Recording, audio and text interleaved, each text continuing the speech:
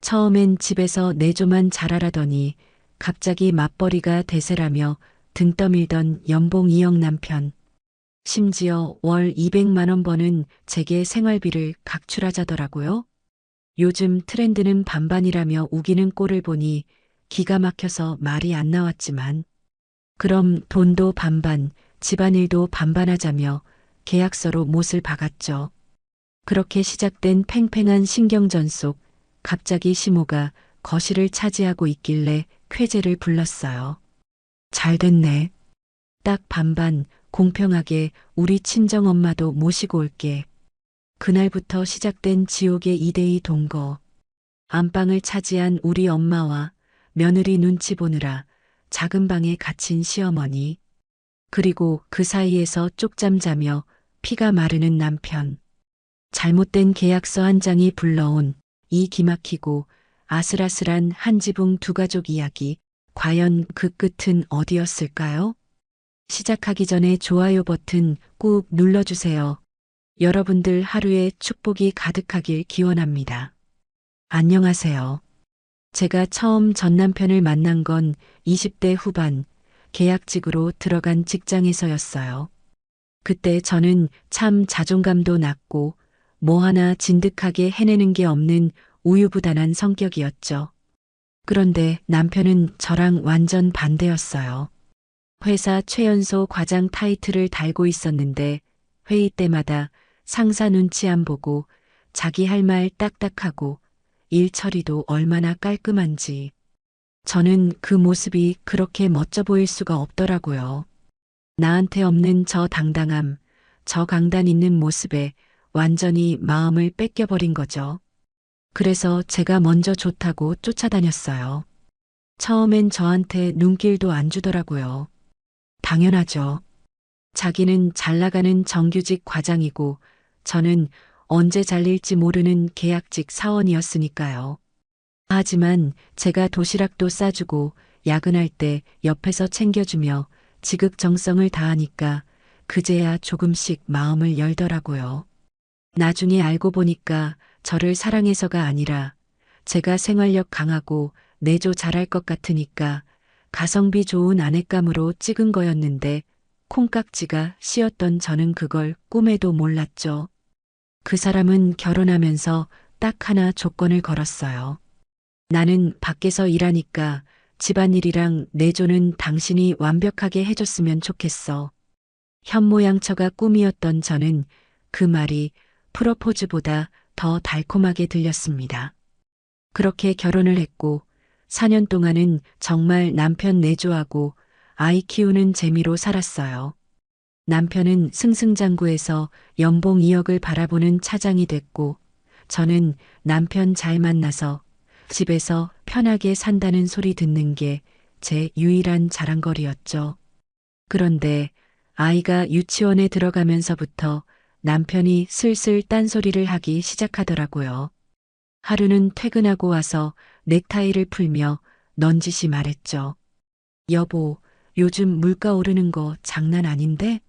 내 월급으로 새 식구 먹고 살려니까 빠듯하네.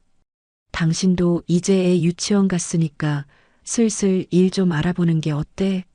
집에만 있으면 퍼지기만 하고 감 떨어지잖아. 처음엔 저를 생각해서 하는 말인 줄 알았어요. 저도 육아만 하다 보니 사회랑 단절된 것 같아서 우울하기도 했고 경력 단절된 제 모습이 초라하게 느껴지던 참이었거든요. 그래서 남편 말대로 다시 취업 전선에 뛰어들었죠. 하지만 4년 넘게 쉰 30대 아줌마를 그것도 아이 때문에 야근도 못하는 애엄마를 반겨주는 회사는 없더라고요. 면접만 수십 군데를 봤지만 번번이 떨어졌습니다. 그때마다 남편은 위로는커녕 비수 꽂는 말만 골라서 했어요. 당신이 그동안 너무 편하게 살아서 그래. 세상이 얼마나 치열한 줄 알아? 눈 좀 낮춰. 아무데나 들어가서 돈 좀 벌어오라고. 결국 저는 최저시급을 겨우 받는 조그만 회사의 격리 보조로 들어갔습니다. 한 달 꼬박 일해서 받은 첫 월급이 세금 떼고 딱 200만 원이었어요. 남편 월급에 비하면 턱없이 적은 돈이었지만 저는 다시 내 이름으로 돈을 벌었다는 사실이 너무 뿌듯했습니다. 그래서 첫 월급 탄 날 남편한테 거하게 한턱 쏘겠다고 고깃집으로 데려갔죠. 불판 위에서 고기가 지글지글 익어가고 저는 신이 나서 남편한테 상추쌈을 싸주려는데 남편이 제 손을 툭 치며 정색을 하고 말하더라고요. 여보, 이제 당신도 돈 버니까 우리 생활비 계산 좀 다시 하자. 요즘 트렌드가 뭔지 알아? 더치페이 반반이야. 공평하게. 순간 제 귀를 의심했습니다. 고기 굽는 소리 때문에 제가 잘못 들은 줄 알았어요. 반반? 그게 무슨 소리야?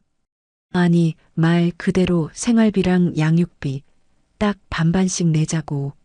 내 월급은 내가 관리하고 당신 월급은 당신이 관리하고. 어때? 합리적이지? 기가 막혀서 말이 안 나오더라고요.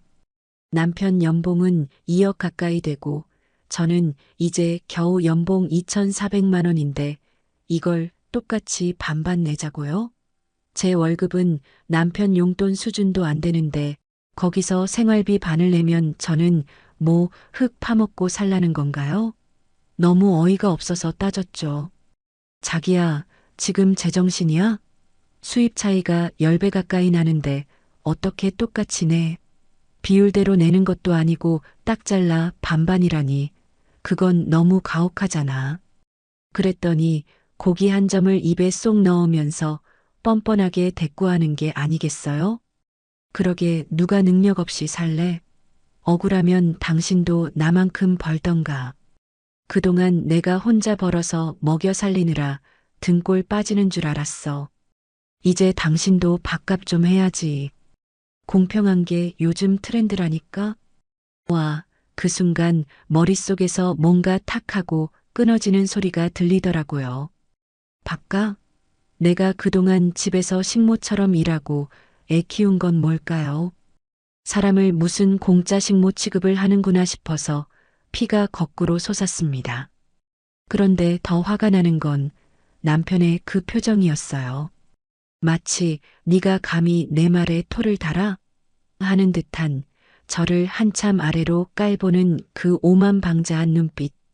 저는 그 자리에서 젓가락을 내려놓고 남편을 똑바로 쳐다봤습니다. 좋아. 당신이 원하는 게 공평함이라면 확실하게 해보자고. 집에 돌아오는 내내 분해서 눈물이 멈추질 않았습니다. 내가 사랑해서 결혼한 남자가 고작 이 정도 그릇밖에 안 되는 인간이었다니. 돈 몇 푼에 아내를 이렇게 비참하게 만들 수 있는 건가 싶어서 잠도 안 오더라고요. 밤새 뒤척이다가 새벽녘에 결심했습니다. 그래, 네가 원한다면 아주 철저하게 뼛속까지 시리게 공평함이 뭔지 보여주마. 다음 날 아침 저는 식탁에 A사 용지 한 장을 딱 올려놨습니다. 남편은 퉁퉁 부은 눈으로 나와서 식탁을 보더니 코웃음을 치더라고요. 이게 뭐야? 반성문이라도 썼어? 아니, 계약서야. 생활비랑 양육비 반반 하자는 거 동의해. 대신 조건이 있어. 조건? 뭔데? 돈만 반반 내는 건 불공평하잖아. 가사노동이랑 육아도 정확하게 반반으로 나눠. 당신 말대로 요즘 세탁기, 청소기가 다 해주니까 별로 안 힘들지? 그러니까 토 달지 말고 사인해. 제가 내민 건 가사 및 육아 분담 계약서였습니다. 빨래, 청소, 설거지, 아이 등하원, 알림장 체크, 주말 육아까지 모든 항목을 기계적으로 50대 50으로 나눈 내용이었죠. 남편은 계약서를 대충 훑어보더니 비웃음을 흘리며 펜을 집어들었습니다. 참. 그래 좋다. 내가 회사 일이 바빠서 못 도와준 거지. 마음 먹으면 너보다 훨씬 잘하거든. 깔끔하게 사인하지 뭐. 남편은 망설임 없이 자기 이름 석자를 휘갈겨 썼습니다. 아마 속으로는 네가 해봤자 얼마나 하겠냐. 며칠 하다 말겠지 하고 절 무시했을 거예요. 하지만 저는 그날부터 독한 마음을 먹었습니다. 남편이 출근하자마자 저는 빨래통을 뒤집었어요. 평소 같으면 색깔별로 분류해서 빨았겠지만 제 옷이랑 아이 옷만 쏙쏙 골라내서 세탁기에 넣었죠. 남편의 땀 냄새 나는 와이셔츠랑 양말은 그대로 빨래통에 처박아 두고요. 저녁 식사 시간에도 마찬가지였습니다. 퇴근한 남편이 식탁에 앉으면 밥상 위에는 딱 저랑 아이 밥그릇만 놓였죠. 이게 뭐야? 내 밥은? 어머, 자기야. 계약서 잊었어? 식사 준비도 각자, 설거지도 각자 하기로 했잖아. 밥통에 밥 있으니까 퍼다 먹어. 그래도 내가 밥은 자기 것까지 얹혀놓은 거다? 아, 다 먹고 설거지해 놓는 거 잊지 말고. 남편은 황당하다는 표정으로 벙쪄 있더라고요. 저는 아이 밥을 먹이면서 속으로 쾌재를 불렀습니다. 어디 한번 당해봐라.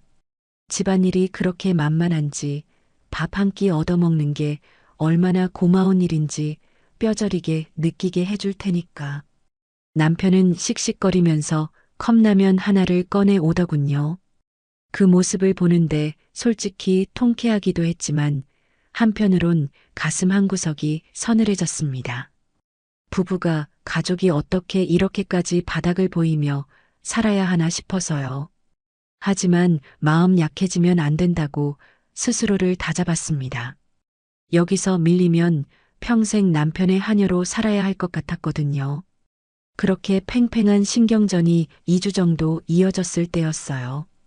퇴근하고 집에 들어오는데 현관에 낯선, 아니 너무나 익숙해서 소름 끼치는 여자 신발이 놓여 있는 겁니다. 그리고 거실에서 들려오는 TV 소리와 족발 냄새. 들어가 보니 시어머니가 거실 소파 한가운데 떡하니 앉아서 족발 뼈를 뜯고 계시더라고요. 옆에는 좋기 이민 가방만 한 짐 보따리가 2개나 놓여 있고요. 제가 놀라서 쳐다보니까 시어머니가 입가에 묻은 양념을 닦으며 대뜸 소리를 지르셨습니다. 어이구, 너 이제 오냐? 집구석 꼴이 이게 뭐니? 남편 밥도 안 챙겨주고 밖으로 나돈다며? 저는 기가 막혀서 남편을 쳐다봤습니다. 남편은 제 눈을 피하며 쭈뼛거리다가 겨우 입을 떼더라고요. 아, 엄마가 아버지랑 좀 다투셔서 당분간 우리 집에서 지내시기로 했어. 당분간? 그게 얼만데? 몰라. 아버지 화 풀리실 때까지겠지. 아, 그리고 걱정 마. 엄마 목 생활비는 내가 낼 테니까 계약 위반 아니지? 세상에, 이렇게 뻔뻔할 수가 있나요? 계약 위반 아니라고 딱 잡아떼는 꼴을 보니 정말 정이 뚝 떨어지더라고요. 시어머니 성격, 제가 뻔히 알거든요. 하나 있는 아들 귀하게 키워서 며느리는 종 부리듯 하는 분인데 얹혀 살러 오신 주제에 오자마자 잔소리부터 시전하시니 앞날이 캄캄했습니다. 하지만 저 예전에 그 순둥이 며느리 아닙니다. 남편이 공평함을 운운하며 시작한 이 전쟁, 시어머니라고 예외일 순 없죠.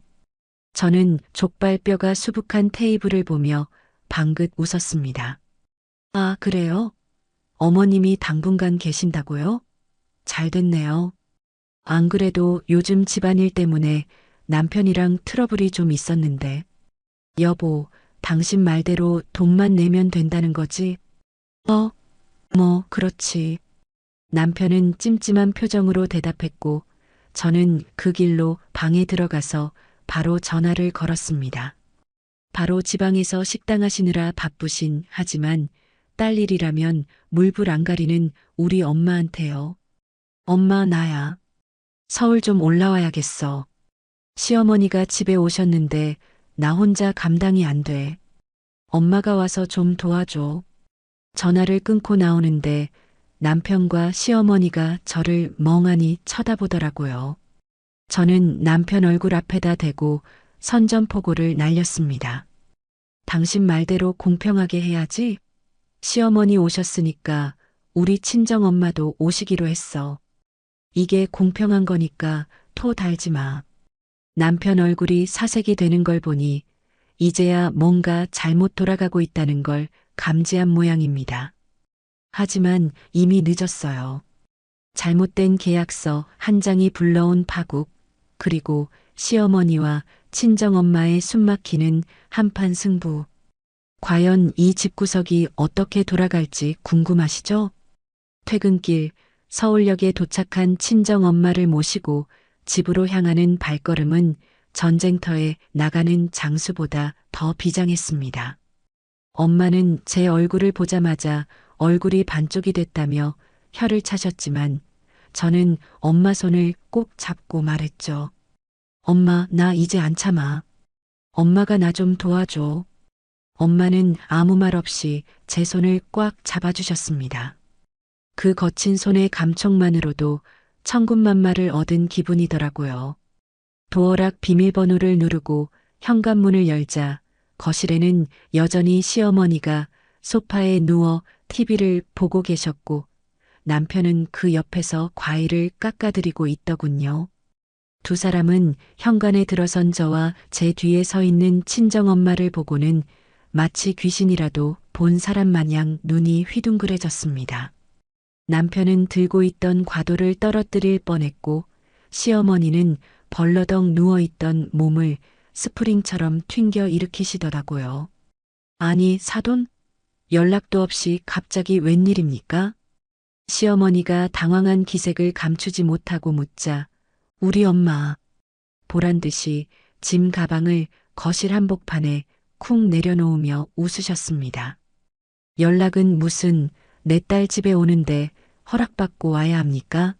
사돈도 와 계신다길래 저도 딸 얼굴도 보고 좀 쉬다 가려고 왔지요. 왜요? 사돈은 되고 저는 안 됩니까? 엄마의 그 당당한 기세에 시어머니는 입만 벙긋거릴 뿐 아무 대꾸도 못하셨죠. 옆에서 남편이 아니 장모님 미리 말씀을 주셨으면 하고 우물쭈물 하는데 엄마는 들은 척도 안 하고 안방으로 직행하셨어요. 아이고 허리야. 기차 탔더니 삭신이 쑤시네. 김서방, 나 좀 씻게 따뜻한 물 좀 받아놔. 그날부터 우리 집은 그야말로 삼국지 전쟁터가 따로 없었습니다. 방 3개짜리 아파트의 구조가 강제로 재편되었거든요. 가장 넓은 안방은 저와 친정엄마 그리고 아이가 차지했습니다. 시어머니는 원래 짐을 풀어두셨던 작은 방을 쓰게 되셨고 졸지에 갈 곳 잃은 남편은 서재 구석에 접이식 침대를 펴고 쪽잠을 자는 신세가 되었죠. 남편이 좁아터진 서재에서 쭈그리고 자는 꼴을 보니 속이 다 시원하면서도 한편으로는 네가 자초한 일이다 싶어 쓴웃음이 났습니다. 다음 날 아침 진정한 전쟁의 서막이 올랐습니다. 저는 평소처럼 일찍 일어나 주방으로 갔습니다. 옆에서 엄마가 솜씨를 발휘해 구수한 된장찌개와 나물 반찬을 뚝딱 만들어내셨죠. 밥 냄새가 온 집안에 진동하자 시어머니와 남편이 부스스한 얼굴로 식탁에 앉더라고요. 당연히 자기들 밥도 주는 줄 알았겠죠. 하지만 저는 식탁 위에 딱 밥그릇 3개만 올렸습니다. 제 거, 엄마 거, 그리고 아이 거. 자, 엄마 드세요. 우리 아들도 많이 먹어. 남편이 숟가락을 들여다 말고 황당하다는 듯 저를 쳐다봤습니다. 여보, 내 밥은? 엄마 밥은? 어머, 잊었어? 우리 계약했잖아. 식사는 각자 해결하기로. 냉장고에 식빵이랑 잼 있으니까 토스트 해 드세요. 아, 커피는 캡슐 떨어졌으니까 사오시고요. 제가 눈 하나 깜짝 안 하고 말하자 시어머니 얼굴이 붉어지셨습니다. 남편은 엄마 눈치를 보느라 안절부절 못하며 식빵 봉지를 뜯더군요. 그 옆에서 우리 엄마는 아주 맛있게 찌개를 드시며 한마디 거드셨습니다. 아이고 사돈. 아침부터 빵이라니 젊게 사시네. 우리는 촌스러워서 밥심으로 살아야 해서요. 많이 드세요. 시어머니는 빵 조각을 씹는지 자존심을 씹는지 모를 표정으로 우물거리다 결국 폭발하셨습니다. 사돈, 딸 교육을 대체 어떻게 시켰길래 애가 이 모양입니까? 시어머니가 와 있는데 따뜻한 밥 한 끼 안 차려주는 게 말이나 됩니까? 드디어 올 것이 왔구나 싶었는데 우리 엄마 숟가락 딱 내려놓고 정색하며 받아치시더라고요. 그러는 사돈은 아들 교육을 어찌 시켰길래 돈도 많이 번다는 놈이 마누라한테 생활비 반반 내라며 벼룩의 간을 빼먹으려 합니까? 사돈 아들이 먼저 그렇게 하자고 해서 내 딸은 약속 지키는 것뿐인데 뭐가 문제요? 엄마의 속사포 같은 팩트 폭격에 시어머니는 말문이 막히셨는지 헉 하고 숨을 들이키셨습니다. 남편은 두 어머니의 살벌한 기싸움 사이에서 눈만 대굴대굴 굴리며 빵 부스러기만 흘리고 있더군요. 그 모습을 보니 10년 묵은 채증이 내려가는 것 같았습니다. 엄마가 없었다면 저는 또 죄인처럼 고개 숙이고 있었겠죠. 든든한 내 편이 있다는 게 이렇게나 큰 힘이 된다는 걸 그때 뼈저리게 느꼈습니다. 하지만 갈등은 거기서 끝이 아니었습니다. 그날 저녁 시어머니가 본인 속옷이랑 남편 옷을 빨래통에 쑤셔넣고 계셨는데 제가 그걸 보고 바로 꺼내버렸거든요. 어머님, 빨래통 섞이면 안 돼요. 저흰 빨래도 각자 하기로 했거든요. 세탁기 사용법 모르시면 알려드릴까요? 아니면 손빨래 하셔도 되고요. 제가 생글생글 웃으며 말하자 시어머니는 들고 있던 속옷을 바닥에 패대기 치며 소리를 지르셨습니다. 아, 너 진짜 못돼 처먹었구나. 어머님, 공평하게 해야죠. 남편이 원한 게 그거라니까요. 억울하시면 아드님한테 따지세요. 열이 머리끝까지 오른 시어머니는 당장 남편에게 전화를 걸어 고래고래 소리를 지르셨습니다. 며느리가 시어머니를 하녀 취급한다느니 내가 내 집 놔두고 여기서 무슨 꼴을 당하는지 모르겠다느니 하소연을 늘어놓으시더라고요. 그날 밤 남편이 저를 서재로 조용히 불렀습니다. 축 처진 어깨로 저를 보며 사정하더군요. 여보, 제발 부탁이다. 장모님 좀 보내면 안 될까? 나 진짜 숨 막혀 죽을 것 같아. 엄마도 곧 가신다니까 제발 예전처럼 지내자. 응? 그 비굴한 표정을 보는데 헛웃음이 나왔습니다. 자기가 불리해지니까 이제 와서 평화를 찾자고요? 당신 어머니 가시면 우리 엄마도 가셔. 공평하게 하자며 당신이 좋아하는 그 반반 원칙 끝까지 지켜야지. 왜 당신 엄마는 되고 우리 엄마는 안 돼? 그건 계약 위반이지. 제가 차갑게 쏘아붙이고 나가려 하자 남편이 제 팔을 잡으려 했지만 저는 거칠게 뿌리치고 나왔습니다. 그 뒤로 우리 엄마의 활약은 눈부셨습니다. 남편이 퇴근하면 현관 앞에 딱 버티고 서서 검사를 하셨거든요. 김서방, 오늘 청소 당번이라며? 화장실 물기 하나 없이 싹 닦아놔. 내가 나중에 들어가서 검사할 거야. 머리카락 하나라도 나오면 다시 해야 해. 남편이 투덜거리며 화장실로 들어가면 시어머니가 쫓아가서 내 귀한 아들이 왜 이런 걸 해? 하며 말리려 드셨죠. 그때마다 엄마가 나타나서 시어머니 앞을 가로막았습니다. 사돈, 내 딸한테 훈수 두지 말고 사돈 아들이나 단속하소. 자기 집 청소 자기가 하는 게 뭐가 문제요? 남의 귀한 딸 부려 먹을 생각 말고 아들 교육이나 다시 시키쇼. 시어머니는 엄마의 그 카리스마에 눌려 씩씩거리면서도 결국 방으로 들어가 문을 쾅 닫는 것밖에는 할 수 있는 게 없었습니다. 이 기막힌 동거가 일주일째 이어지자 집안 공기는 그야말로 살얼음판이었습니다. 남편은 집에 들어오는 걸 죽기보다 싫어하는 눈치였어요. 회사 일이 바쁘다는 핑계로 야근이 잦아지더니 급기야는 회식이다, 워크숍이다 하면서 외박을 하기 시작했습니다. 시어머니는 아들이 집에 안 들어오니 저한테 화풀이를 하고 싶어 안달이 나셨지만 엄마가 눈을 부릅뜨고 계시니 찍소리도 못하고 방에만 박혀 계셨죠. 어느 날 밤 남편은 또 야근이라며 늦는다고 연락이 왔고 아이를 재운 뒤 엄마와 나란히 침대에 누웠습니다. 엄마가 천장을 바라보며 한숨을 푹 쉬시더니 조심스럽게 말을 꺼내시더라고요. 딸아, 너 저런 놈하고 평생 살 수 있겠어? 엄마 생각엔 영 아닌 것 같다. 엄마도 그렇게 생각해? 아무리 요즘 세상이 변했다 해도 부부가 니 거 내 거 따지면서 칼같이 계산하는 게 정상이냐? 결혼 생활이라는 게 어떻게 딱 반반으로 자기 할 일만 하면서 살 수 있겠어. 서로 부족한 거 채워주고 보듬어주는 게 부부지. 저놈 하는 꼴을 보니 너를 아내로 생각하는 게 아니라 무슨 동거인이나 하인 부리듯 하는 것 같아 속이 상해 죽겠다. 엄마는 잠시 말을 멈추더니 제 쪽으로 돌아 누우며 심각한 표정으로 말씀하셨습니다.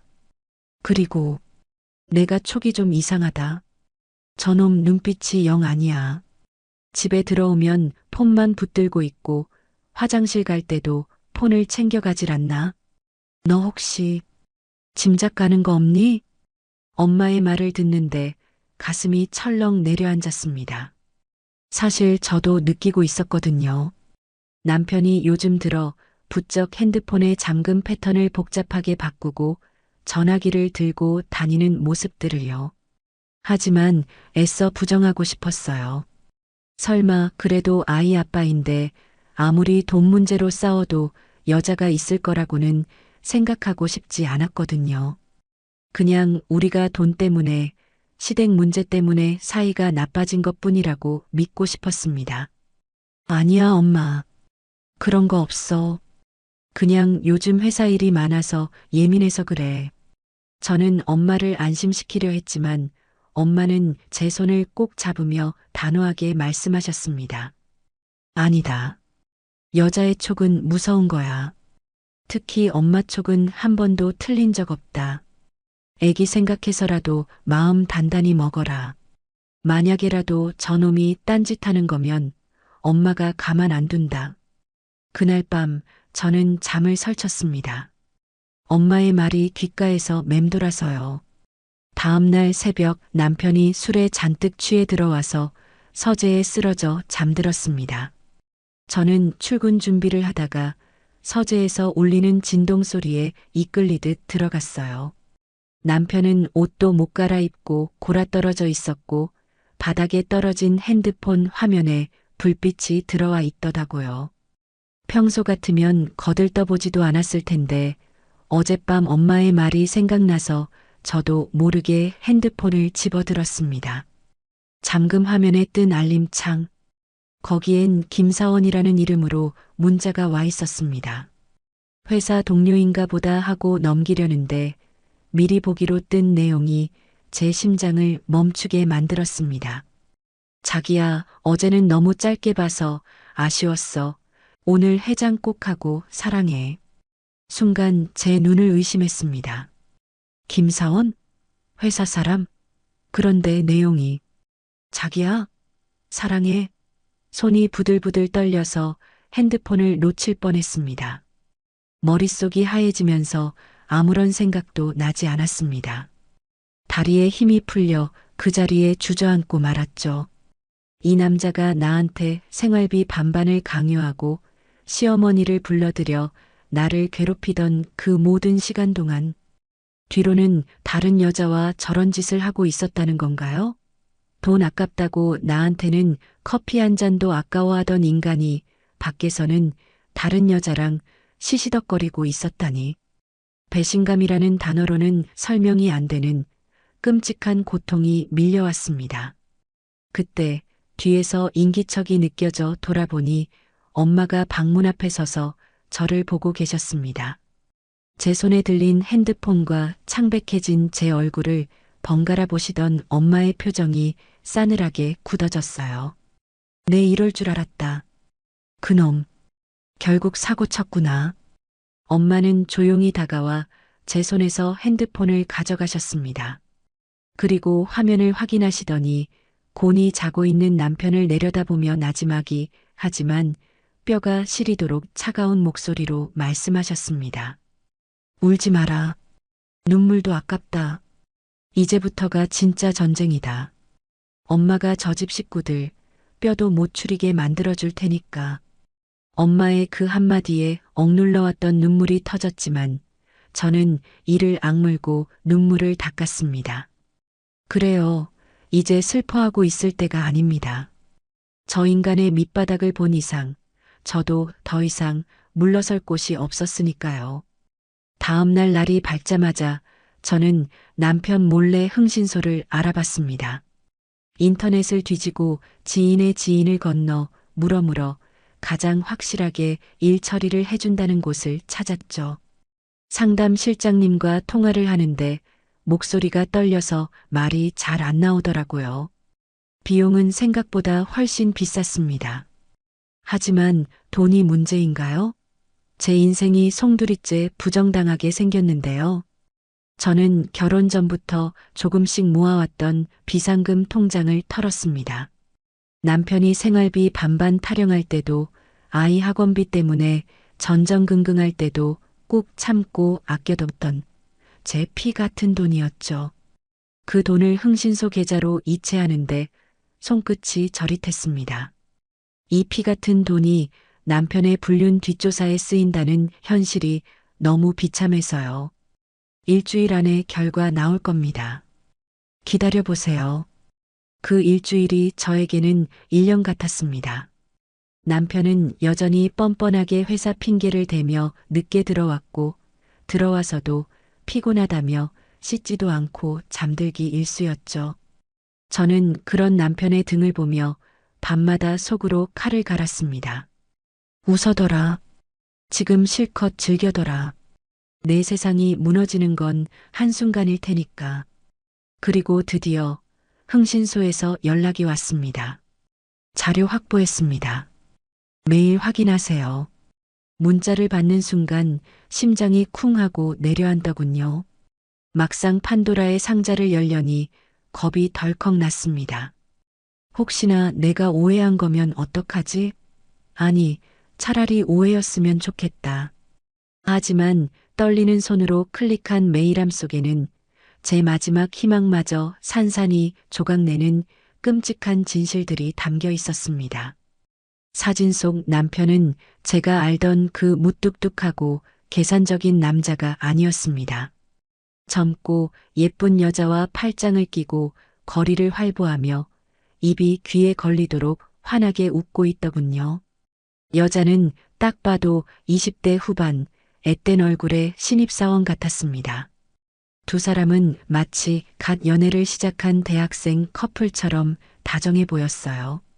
남편이 저 여자 허리를 감싸고 에스컬레이터를 타는 사진, 카페에서 서로 음식을 먹여주는 사진, 한 장 한 장 넘길 때마다 피가 거꾸로 솟는 기분이었습니다.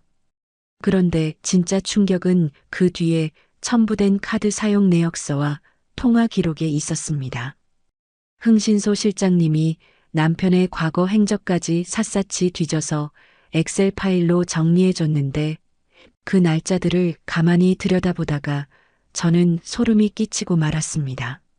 남편이 저 여자에게 처음으로 고가의 목걸이를 결제해 준 날짜, 그리고 호텔을 예약하기 시작한 그 시점. 그게 바로 남편이 저에게 이제 너도 돈 좀 벌어라, 생활비 반반하자고 강요하기 시작한 시점과 소름 끼치도록 정확히 일치했거든요. 순간 머리를 한 대 얻어맞은 것 같았습니다. 아, 그래서였구나. 공평함? 요즘 트렌드? 웃기고 있네. 남편이 생활비를 아끼자고 반반 내자고 했던 건 진짜 돈이 없어서가 아니었습니다. 저 어린 여자한테 돈을 써야 했기 때문이었어요. 흥신소에서 보내준 카드 내역을 보니 기가 차서 말이 안 나오더군요. 저한테는 생활비 아끼라며 잔소리하던 인간이 불륜녀에게는 300만 원짜리 명품 가방을 일시불로 긁었더라고요. 강남의 고급 오마카세, 호텔 뷔페, 주말 여행 펜션비. 내역서에 찍힌 금액들은 제 월급의 몇 배나 되는 액수들이었습니다. 저는 마트에서 1+1 행사 상품만 골라 담으며 아등바등 살았는데 이 인간은 밖에서 제 돈과 정성을 갉아먹으며 딴 살림을 차리고 있었던 겁니다. 손이 너무나 떨렸어요. 저를 철저하게 기만하고 바보 취급했다는 사실에 치가 떨렸죠. 이건 단순한 외도가 아니라 저라는 사람의 인격을 살인한 거나 다름없었으니까요. 그리고 마지막 첨부 파일, 녹음 파일을 재생했습니다. 차 안에서 나눈 대화인 것 같았어요.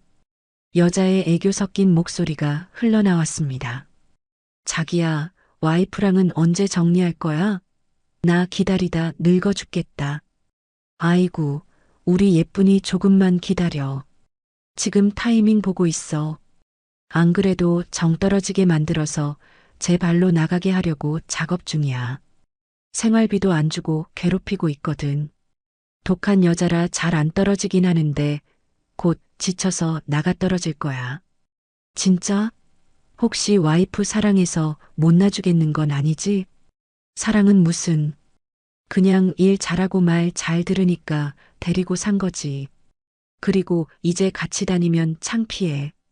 너랑 다니니까 내가 다시 20대로 돌아간 것 같아. 늙고 눈치 없는 여자는 질색이야. 그 녹음 파일을 듣는데 눈물조차 나오지 않았습니다. 그저 헛웃음만 터져 나오더라고요. 늙고 센스 없는 여자. 정 떨어지게 해서 내쫓으려고 생활비를 끊었다. 이게 사람 새끼가 할 짓인가요?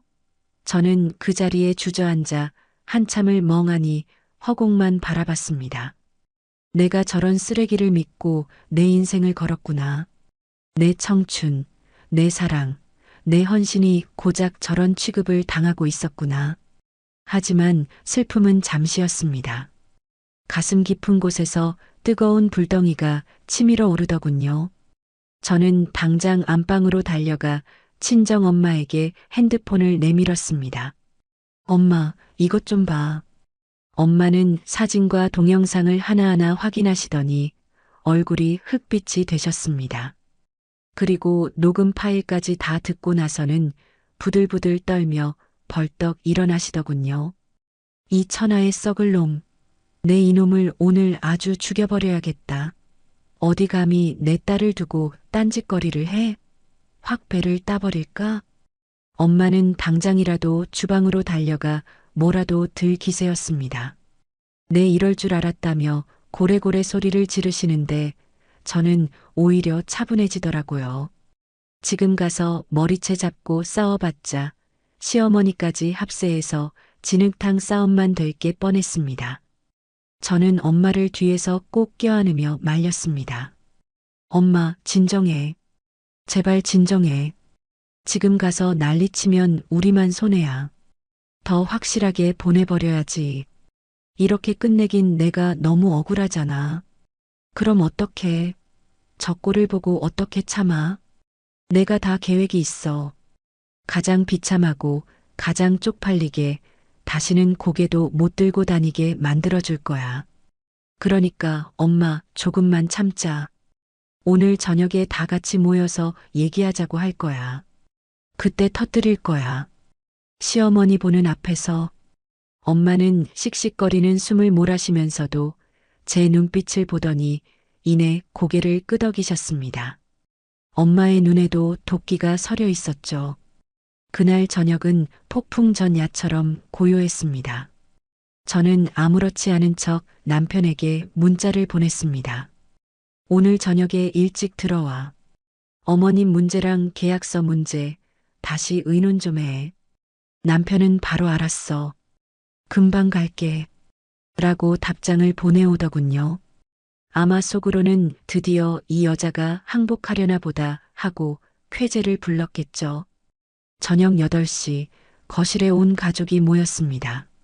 시어머니는 소파 상석에 앉아 짐짓 근엄한 표정을 짓고 계셨고 남편은 그 옆에서 눈치를 살피며 앉아 있었죠.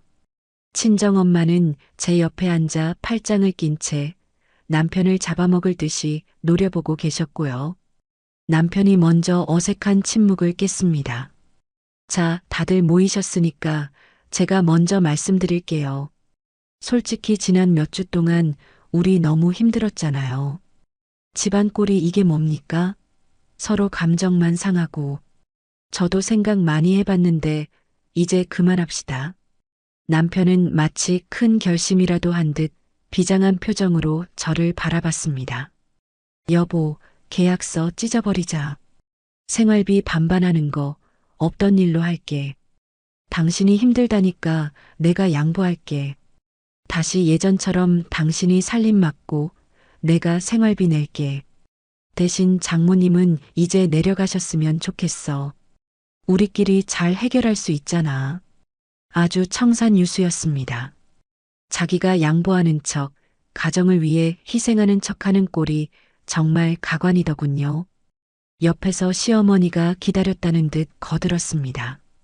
그래, 내 아들 말이 맞다. 부부가 칼로 물베기지 이렇게 살아서 되겠냐? 나도 이제 집에 갈란다. 사돈도 그만 내려가세요. 애들끼리 잘 살게 둬야지 우리가 껴서 뭐합니까? 나도 너한테 섭섭한 거 참 많지만 아들 봐서 다 용서하마. 시어머니는 인심 쓴다는 듯 턱을 치켜들며 말씀하셨습니다. 불륜 사실만 아니었다면 저 모자의 뻔뻔한 연기에 또 속아 넘어갈 뻔했던 거죠. 지금 이 상황을 모면하고 싶어서 상간녀와의 관계를 들키지 않기 위해 서둘러 봉합하려는 수작이라는 걸 저는 다 알고 있었으니까요. 저는 입꼬리를 살짝 올리며 웃었습니다. 어머, 그래요? 두 분 생각 잘하셨네요. 저도 동의해요. 이 지긋지긋한 계약 끝낼 때가 됐죠. 남편과 시어머니의 얼굴에 화색이 돌았습니다.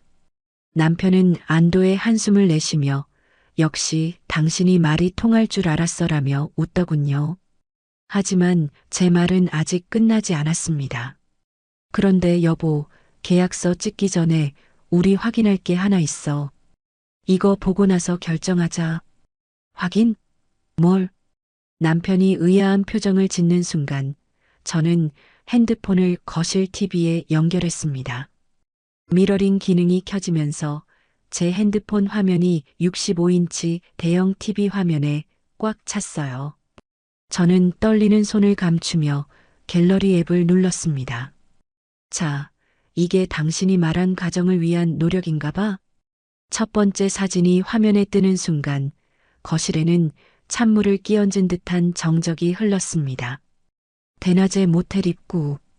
거기서 남편이 그 젊은 여자의 허리를 감싸 안고 나오는 사진이 정말이지 대문짝만하게 TV 화면을 가득 채웠습니다. 사진 속 남편의 얼굴은 너무나 선명해서 발뺌할 여지조차 없었죠. 남편은 헉소리를 내며 자리에서 벌떡 일어났고 시어머니는 눈이 튀어나올 듯 커져서 입을 다물지 못했습니다. 이게 뭐야? 남편의 목소리가 염소처럼 떨렸고 잠시 정적이 흐르던 거실은 곧바로 아수라장이 되었습니다. 남편은 마치 불에 댄 사람처럼 펄쩍 뛰더니 TV 앞으로 달려들더군요. 이거 꺼. 당장 끄라고. 리모컨을 찾지 못해 허둥지둥 TV 뒤쪽 전원 코드를 뽑으려고 안간힘을 쓰는 그 꼴이라니. 등줄기에 식은땀이 줄줄 흐르는 게 제 눈에도 빤히 보이더라고요. 그때였습니다. 제 옆에 앉아 계시던 친정엄마가 번개처럼 일어나시더니 남편의 등짝을 향해 온 힘을 다해 손바닥을 날리셨습니다. 짝! 하는 소리가 거실을 쩌렁쩌렁 울릴 정도였죠. 이 썩을 놈아. 어디서 감히 내 딸 눈을 속이고 딴짓거리야? 네가 그러고도 사람이냐? 남편은 등짝을 얻어맞고 악! 소리를 내며 바닥에 나뒹굴었습니다. 그 순간만큼은 저도 속이 다 시원하더라고요. 바닥에 엎어진 남편은 얼굴이 벌개져서 아무 말도 못하고 씩씩거리기만 했습니다. 그런데 이 상황에서 더 기가 막힌 건 시어머니의 반응이었습니다. 아들이 얻어맞는 걸 보시더니 눈을 뒤집으며 엄마에게 달려드시더라고요. 아니, 사돈, 지금 뭐 하는 짓입니까? 남의 귀한 아들을 어디 손찌검을 해요? 귀한 아들, 바람 피우고 다니는 놈이 귀한 아들이야? 사돈 눈에는 저 사진이 안 보입니까? 엄마가 TV 화면을 손가락질하며 소리치자 시어머니는 짐짓 모른 척 고개를 돌리며 말도 안 되는 쉴드를 치기 시작했습니다. 그 말이 어찌나 뻔뻔한지 제 귀를 의심할 지경이었죠. 아니, 남자가 사회생활 하다 보면 그래, 술김에 실수할 수도 있고 그런 거지. 그걸 가지고 이렇게 온 식구 불러놓고 망신을 줘야 속이 시원합니까? 얘 너도 그래. 남편 길을 살려주지는 못할 망정. 뒷조사나 하고 다녀. 여자가 그렇게 독해서 어디다 쓰냐? 사회생활? 실수? 저는 기가 차서 헛웃음이 나왔습니다. 시어머니 눈에는 며느리의 피눈물보다 아들의 하룻밤 쾌락이 더 중요했던 거죠. 더 이상 참을 이유가 없었습니다. 저는 차갑게 식은 눈으로 시어머니를 똑바로 쳐다보며 말했습니다. 어머님, 사회생활이요? 그럼 저도 나가서 사회생활 좀 해야겠네요. 저도 젊은 남자 만나서 데이트하고 모텔 가고 남자한테 명품 선물 좀 하고 다녀도 되겠어요? 어머님 논리대로라면 그래도 되는 거잖아요. 뭐? 이게 어디서 말대꾸야. 시어머니는 말문이 막혀서 입만 뻐끔거렸습니다. 남편은 바닥에서 일어나지도 못하고 제 눈치만 살피고 있었고요. 저는 그들을 향해 마지막 선고를 내렸습니다. 더 이상 긴 말 안 할게요. 이혼해, 우리. 여보, 잠깐만. 오해라니까. 내가 설명할게. 응? 남편이 기어와서 제 바짓가랑이를 잡으려 했지만 저는 발로 툭 차버렸습니다. 오해? 증거가 이렇게 명백한데 무슨 오해?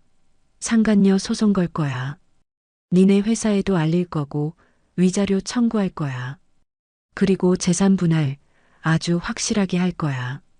유책 배우자는 당신이니까 꿈도 꾸지 마. 양육권? 당신 같은 아빠한테 우리애 절대 못 맡겨. 저는 그 자리에서 방으로 들어가 짐을 싸기 시작했습니다. 미리 싸둔 캐리어를 꺼내고 아이 옷가지를 챙겼죠. 거실에서는 시어머니의 통곡 소리와 남편의 비명 소리가 들려왔지만 제 귀에는 그저 소음으로만 들렸습니다. 엄마도 씩씩거리며 짐을 챙겨 나오셨습니다. 우리는 뒤도 돌아보지 않고 현관문을 나섰습니다.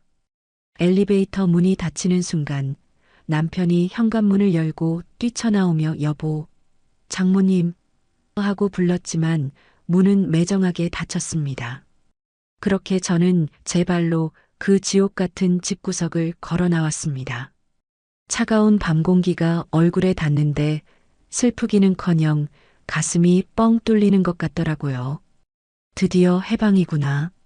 그동안 나를 옥죄던 그놈의 반반 타령, 시어머니의 구박, 남편의 무시, 모든 것에서 벗어났다는 생각에 다리가 후들거렸지만 정신은 그 어느 때보다 맑았습니다. 친정엄마는 제 손을 꼭 잡고 말씀하셨어요. 잘했다, 내 새끼. 정말 잘했다. 이제 엄마가 다 알아서 할 테니까 너는 아무 걱정하지 마라. 우리는 일단 근처 호텔로 이동했습니다. 잠든 아이를 침대에 눕혀놓고 저는 미리 상담해둔 변호사님께 문자를 남겼죠. 증거 확보했습니다. 내일 아침 바로 진행해 주세요. 다음 날부터 저의 반격은 치밀하고 신속하게 진행되었습니다. 변호사님을 만나 남편 명의의 아파트, 예금, 주식, 심지어 월급 통장까지 모든 금융자산에 가압류를 걸어버렸습니다.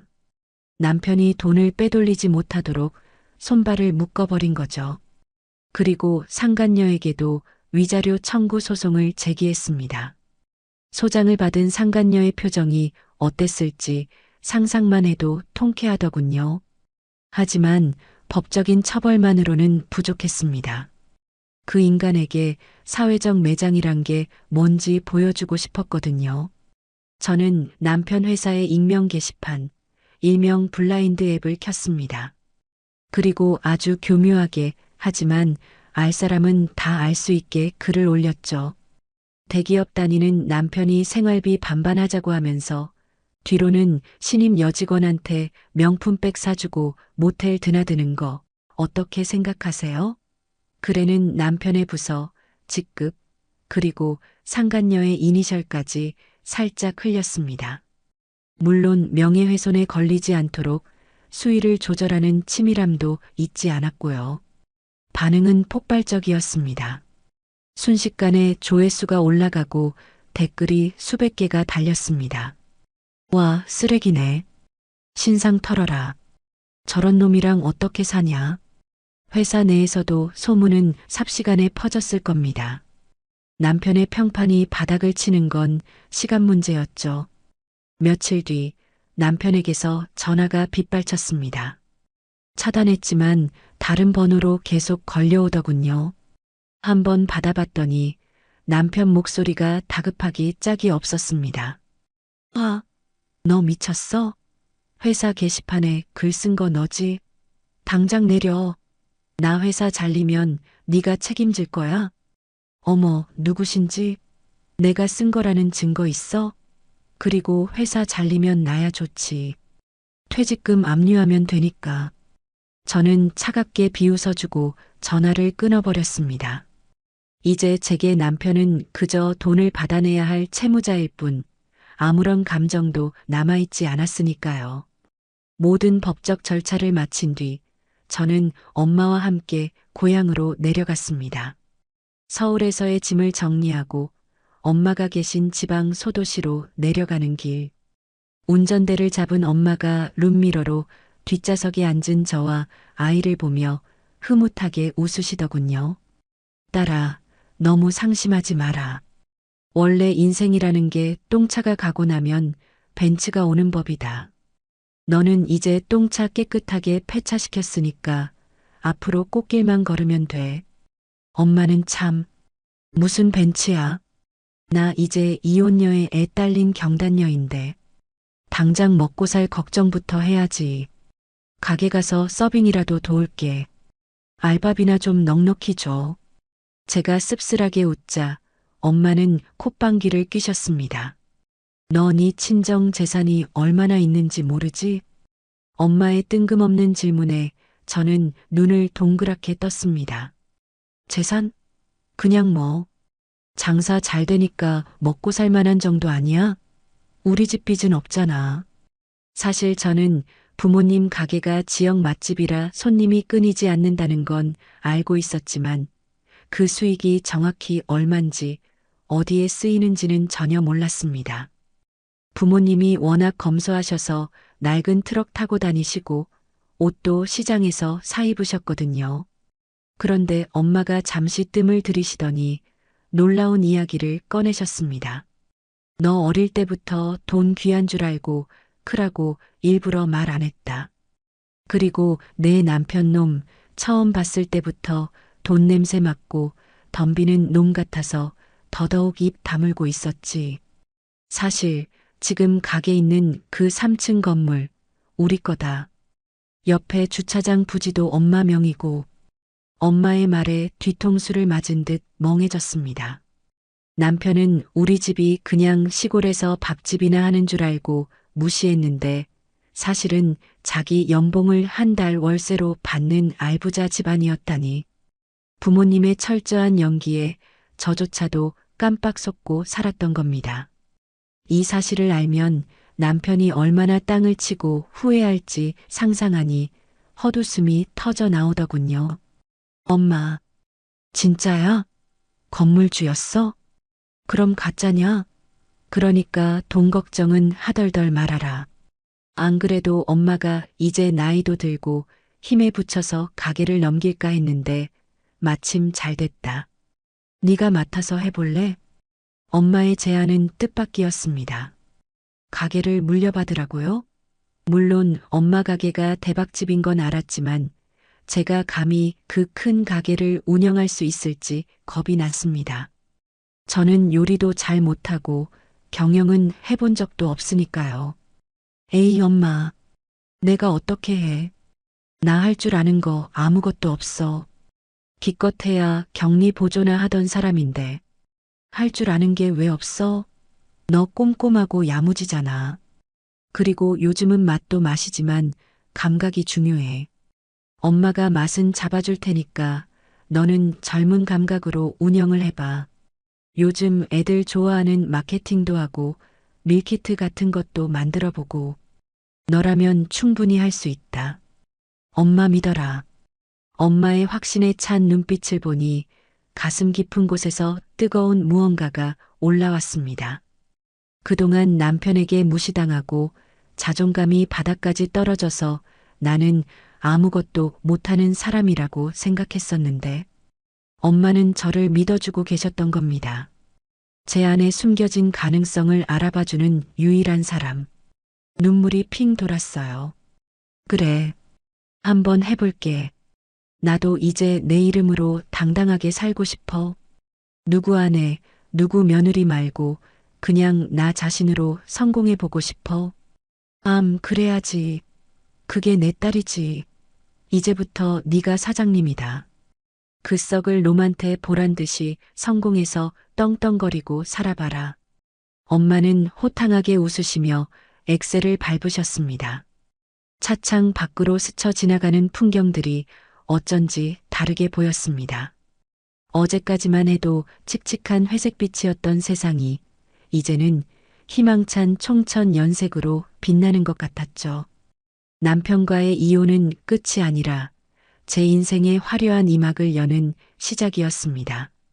저는 창문을 열고 시원한 바람을 맞으며 다짐했습니다. 두고 봐라. 내가 어떻게 일어서는지. 네가 그토록 무시했던 늙고 센스 없는 여자가 얼마나 무서운지 보여줄 테니까. 그리고 나는 반드시 네가 감히 올려다보지도 못할 만큼 높이 올라가서 너를 비웃어 줄 거야. 고향 집에 도착하니 아빠가 버선발로 뛰어나오셔서 저와 아이를 안아주셨습니다. 따뜻한 밤 냄새, 그리고 부모님의 온기. 그제야 저는 긴장이 풀리면서 깊은 잠에 빠질 수 있었습니다. 다음 날부터 저는 머리를 질끈 묶고 앞치마를 둘렀습니다. 엄마의 가게 주방 막내부터 시작했죠. 새벽 시장을 따라다니며 좋은 재료 고르는 법을 배우고 설거지부터 서빙까지 닥치는 대로 일했습니다. 몸은 고단했지만 마음만은 날아갈 듯 가벼웠어요. 제 땀방울이 온전히 저를 위한 걸음이 된다는 사실이 너무나 행복했으니까요. 이혼 소송이 시작되자마자 남편은 그야말로 밑바닥 인성을 드러냈습니다. 처음에는 여보, 내가 다 잘못했어. 제발 한 번만 봐줘라. 우리의 생각해서라도 이러면 안 되잖아. 라며 무릎 꿇고 싹싹 빌었습니다. 눈물 콧물 흘려가며 연기하는 꼴이 가관이었죠. 하지만 제가 꿈쩍도 안 하고 위자료랑 재산 분할, 양육비 내놔라고 강하게 나가자 금세 본색을 드러냈습니다. 법원 조정실에서 마주 앉았을 때 남편이 저를 노려보며 뱉은 말은 평생 잊지 못할 겁니다. 너 진짜 돈에 환장했냐? 내가 뼈 빠지게 번 돈을 왜 너한테 줘? 집안일 좀 했다고 유세 떨지 마. 땡전 한 푼 못 줘. 양육권? 웃기지 마. 애는 내가 키울 거야. 너같이 능력 없는 여자한테 내 새끼 못 맡겨. 판사님 앞에서도 아내가 돈을 너무 밝혀서 가정 불화가 생겼다. 의부증이 심해서 나를 들들 볶았다며 뻔뻔하게 거짓말을 늘어놓더라고요. 옆에 앉은 시어머니는 아이고, 우리 불쌍한 아들.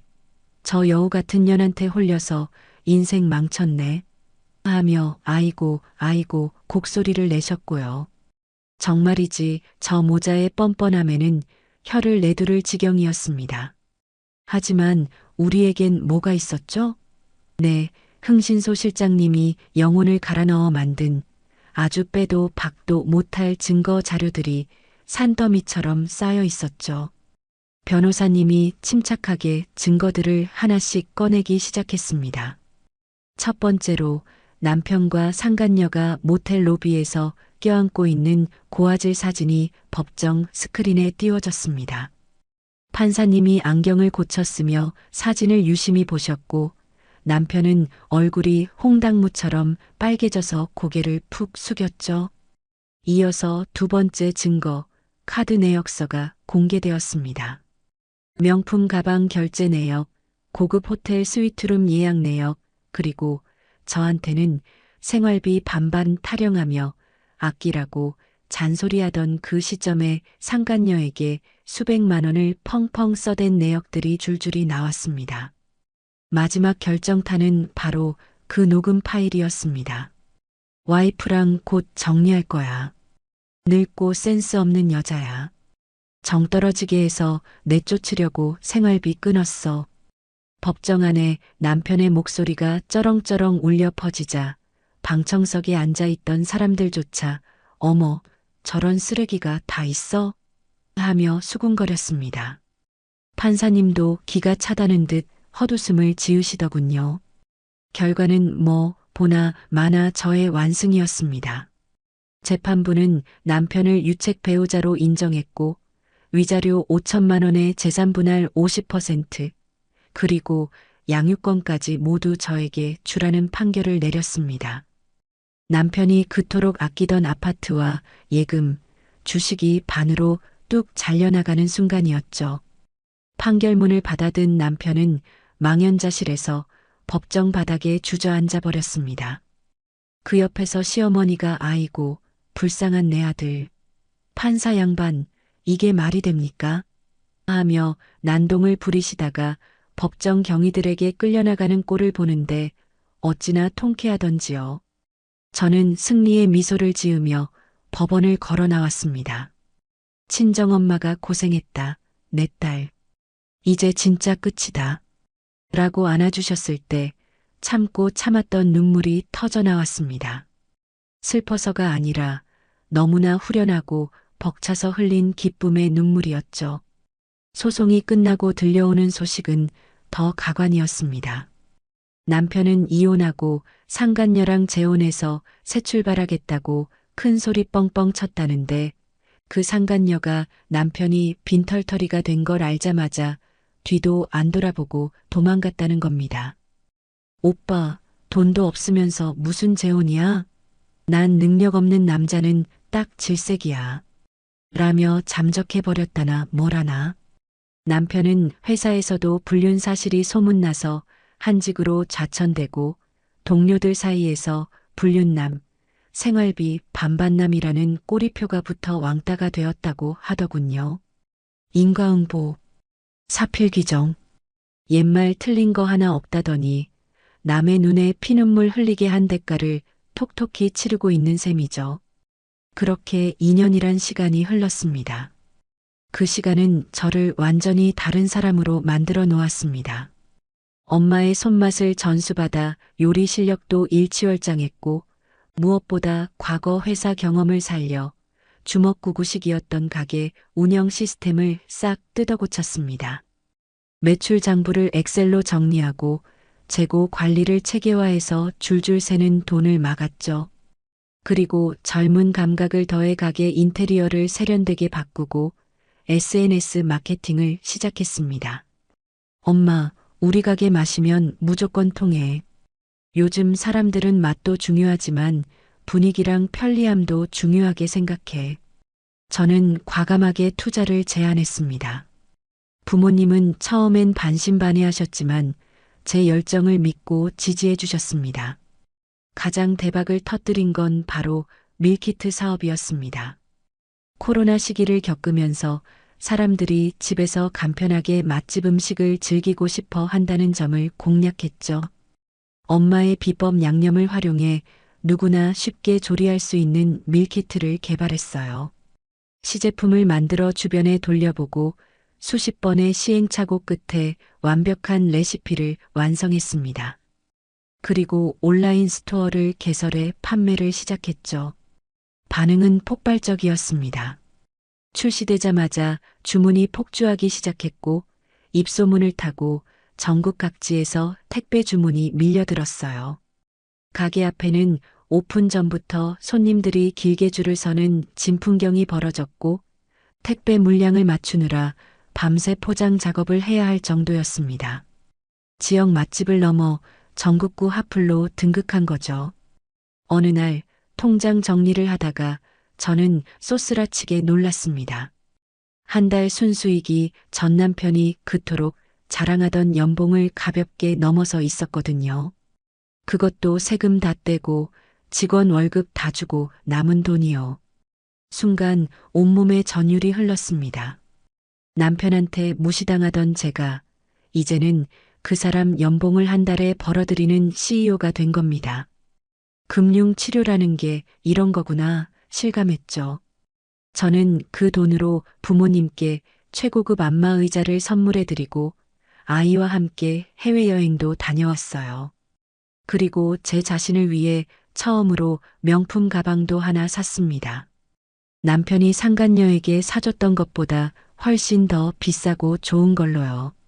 내가 번 돈으로 나를 위해 쓰는 기쁨이 이렇게 큰 줄 예전엔 미처 몰랐습니다. 그러던 어느 날 방송국에서 연락이 왔습니다. 성공한 젊은 여성 CEO를 주제로 다큐멘터리를 찍고 싶다고요.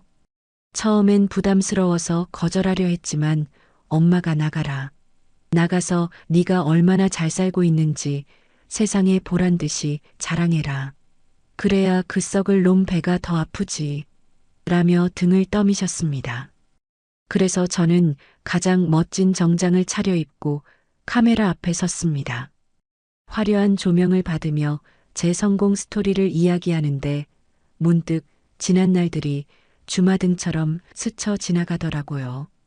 이혼녀에 애딸린 경단녀라고 손가락질 받을까 두려워 숨어 지냈던 시간들. 하지만 이제 저는 당당하게 말할 수 있습니다. 힘든 시간도 있었지만 저는 포기하지 않았습니다. 위기는 기회라고 하잖아요. 저에게 닥친 시련이 오히려 저를 더 단단하게 만들었습니다.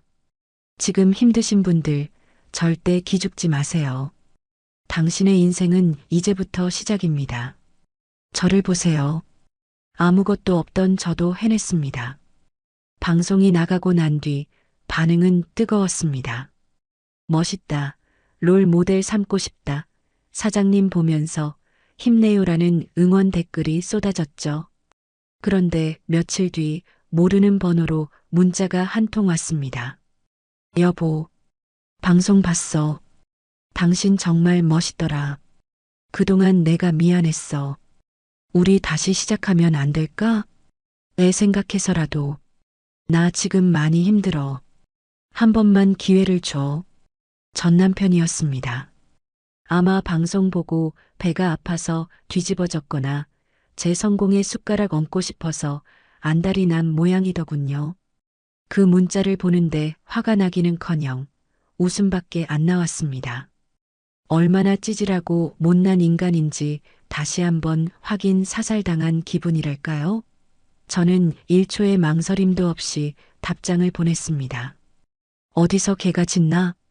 그리고 바로 수신 차단 버튼을 눌렀습니다. 더 이상 저런 인간에게 내 감정을 낭비할 시간조차 아까웠으니까요. 핸드폰을 덮고 창밖을 보니 파란 하늘이 눈부시게 펼쳐져 있었습니다. 마치 제 앞날을 축복해 주는 것처럼요. 이제 저는 누군가의 아내도 며느리도 아닌 주식회사 대표이자 한 아이의 자랑스러운 엄마로 우뚝 섰습니다. 이보다 더 완벽한 복수가 어디 있을까요? 인생은 참 얄궂습니다. 이제야 겨우 숨 좀 돌리고 살만하다 싶으면 꼭 예상치 못한 곳에서 발을 걸어 넘어뜨리더라고요.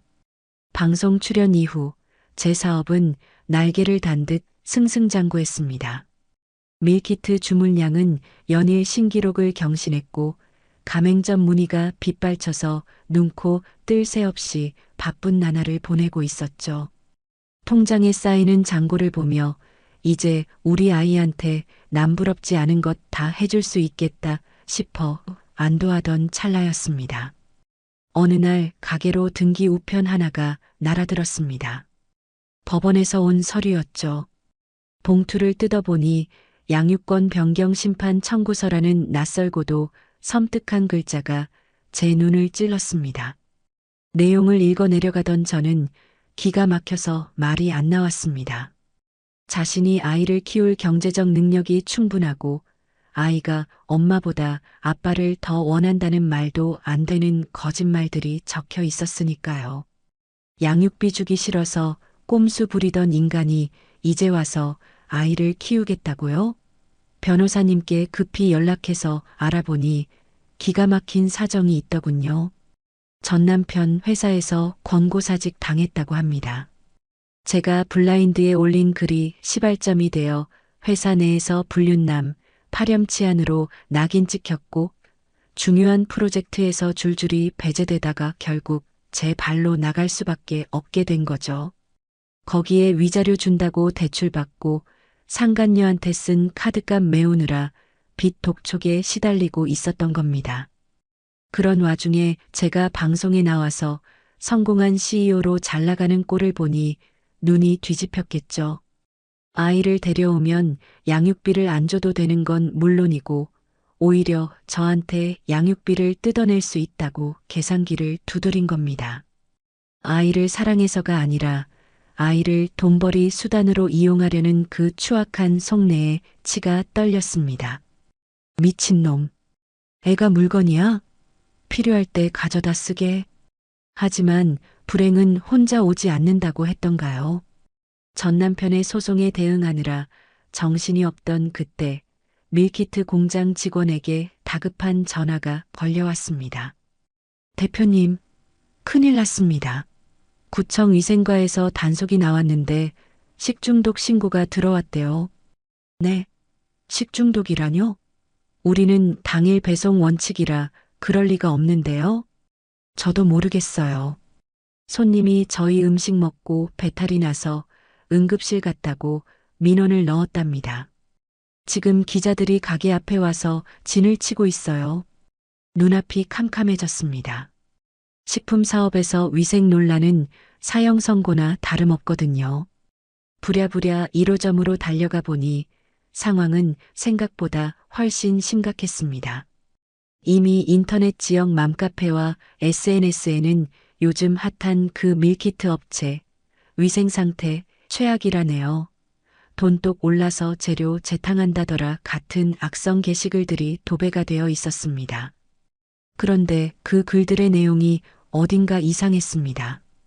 단순한 컴플레인이 아니라 마치 작정하고 저를 깎아내리려는 듯한 인신공격성 내용들이 섞여 있었거든요. 사장 여자가 돈에 미쳐서 애는 뒷전이고 밖으로만 나돈다더라. 이혼하고 남자 만나느라 위생관리는 안중에도 없다. 이런 내용은 내부 사정을 아는 사람이 아니면 쓸 수 없는 말들이었습니다. 직감적으로 알 수 있었습니다. 이건 단순한 사고가 아니라 누군가의 의도적인 공격이라는 것을요. 그리고 그 배후에 누가 있는지도 뻔했죠. 전 남편이었습니다. 회사에서 잘리고 할 일 없어진 그 인간이 방구석에 처박혀서 키보드로 저를 난도질하고 있었던 겁니다. 가명으로 맘카페에 가입해서 저 그 집 사장 지인인데 라며 교묘하게 루머를 퍼뜨리고 기자들에게 제보 메일까지 보낸 거였죠. 그 효과는 파괴적이었습니다. 주문 취소 알림이 빗발치기 시작했고 반품 요청이 쇄도했죠. 아이 먹일 건데 불안해서 못 먹이겠다. 실망이다. 불매 운동하겠다. 순식간에 매출이 반토막 났고 가맹점 주님들의 항해 전화가 빗발쳤습니다. 저는 해명 글을 올리고 위생 점검표를 공개했지만 이미 불붙은 여론은 쉽게 가라앉지 않았습니다. 사람들은 진실보다 자극적인 루머에 더 열광하니까요. 며칠 밤을 새우며 수습하느라 제 몸과 마음은 너덜너덜해졌습니다. 하지만 진짜 지옥은 아직 시작도 안 했더라고요. 어느 날 오후 유치원 선생님에게서 전화가 왔습니다. 평소 같으면 알림장 앱으로 연락이 올 시간인데 전화벨이 울리는 순간 불길한 예감이 스쳤습니다. 어머님, 큰일 났어요. 지금 아버님 되시는 분이 오셔서 아이를 데려가겠다고 난리를 치고 계세요. 네, 절대 안 돼요. 제가 갈 때까지 절대 보내시면 안 돼요. 저는 핸드폰을 든 채 미친 듯이 차를 몰았습니다. 신호가 걸릴 때마다 핸들을 내려치며 소리를 질렀죠. 제발, 제발 우리 애 건드리지 마. 넌 아빠 자격도 없잖아. 유치원 앞에 도착하니 정문에서 실랑이가 벌어지고 있었습니다. 전 남편이 아이의 팔을 억지로 잡아 끌고 있었고 아이는 싫어. 엄마한테 갈 거야. 하며 자지러지게 울고 있었습니다. 선생님 두 분이 말리고 있었지만 전 남편은 막무가내였습니다. 내가 내 새끼 데려간다는데 당신들이 무슨 상관이야. 나 친권자야. 경찰 부르기 전에 비켜. 그 모습을 보는 순간 이성이 끊어지는 것 같았습니다. 저는 차 문을 박차고 나가 전 남편에게 달려들었습니다. 이 미친 인간아. 그 손 안 나? 제가 남편을 밀쳐내고 아이를 품에 앉아 아이는 사시나무 떨듯 떨며 제 옷자락을 꽉 쥐었습니다. 엄마, 무서워. 아빠가 자꾸 가자고 해. 아이의 눈물 범벅이 된 얼굴을 보니 가슴이 찢어지는 것 같았습니다. 전 남편은 헝클어진 머리에 며칠 안 씻은 듯한 초췌한 몰골로 저를 노려보더군요. 그 눈빛엔 광기가 서려 있었습니다. 오, 능력 있는 사장님 오셨네? 야, 너 돈 많이 벌었다며? 근데 왜 애 교육은 이따위로 시켰냐? 아빠를 보고 도망을 가? 네가 아빠야? 애한테 트라우마 심어주는 게 아빠냐고. 돈 필요하면 차라리 국어를 해. 애 이용해서 장사하지 말고. 뭐? 국어를? 야, 이년아. 내가 누구 때문에 이 꼴이 됐는데. 너 방송 나가서 히히덕거릴 때 나는 지옥을 살았어. 내 인생 망쳐놓고 너만 잘 살면 다야? 절대 안 되지. 나 죽어도 혼자 안 죽어. 너도 똑같이 당해봐. 애 뺏기고 사업 망하고 빈털털이 돼서 길바닥에 나 앉아보라고. 전 남편은 악을 쓰며 제게 달려들려 했고 주변에 있던 학부모들이 놀라 웅성거렸습니다. 다행히 신고를 받고 출동한 경찰차가 도착하자 전 남편은 흠칫 놀라 뒷걸음질 쳤어요. 두고 봐. 법대로 해. 양육권 소송 걸었으니까 조만간 법원에서 보자고. 내가 기필코 데려갈 거니까. 전 남편은 바닥에 침을 퇴뱉고는 도망치듯 사라졌습니다. 경찰관님께 상황을 설명하고 접근 금지 신청을 하겠다는 안내를 받는 내내 제 손은 멈추지 않고 떨렸습니다. 아이를 차에 태우고 집으로 돌아오는 길, 아이는 놀란 가슴이 진정되지 않는지 계속 훌쩍거렸습니다. 저는 백미러로 아이를 보며 괜찮아, 엄마가 지켜줄게라고 말했지만 목소리가 떨리는 건 어쩔 수 없었습니다. 집에 도착해 아이를 겨우 달래 재우고 나니 긴장이 풀리면서 온몸에 힘이 빠지더군요.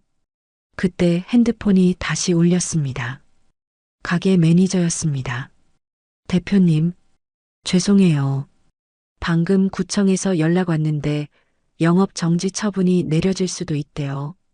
그리고 환불 요청이 너무 많아서 이번 달 자금 회전이 더 이상 들을 수가 없었습니다. 눈앞이 빙글빙글 돌기 시작했습니다.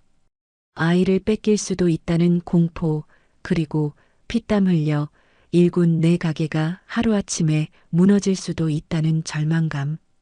그 두 가지가 거대한 파도가 되어 저를 덮쳤습니다. 숨이 쉬어지지 않았습니다. 가슴을 쥐어뜯으며 거실 바닥에 주저앉았습니다.